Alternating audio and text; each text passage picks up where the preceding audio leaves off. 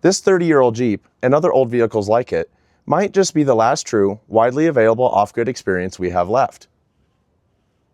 Let's talk about that. If you look at the world now, almost everything is connected in some way. Your phone is always on you, your house is connected, and your work follows you home. There's basically always something waiting for your attention. Even when you try to step away, you're still reachable. And what's interesting is that cars didn't escape that, they followed it. Modern cars are built the same way now. They've got touchscreens, menus, and notifications, and they're constantly pulling your attention back in. They're not really just machines anymore. They're a part of that same connected system. And it goes deeper than just the screens. A lot of these cars are connected to the internet. They collect data, and they rely on updates. Some features are even locked behind subscriptions. If something breaks, you don't fix it. You take it somewhere.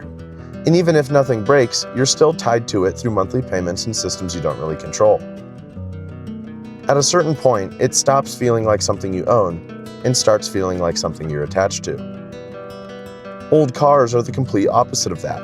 They never became part of that system. There's no connection, no updates, no permissions, and once you have it, it's yours, fully.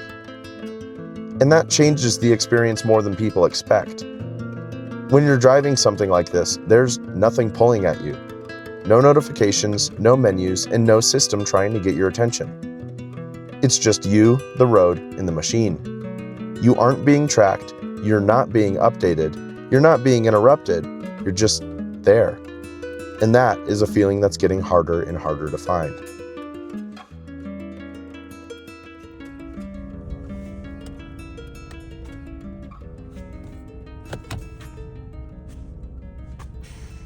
Let's do that again.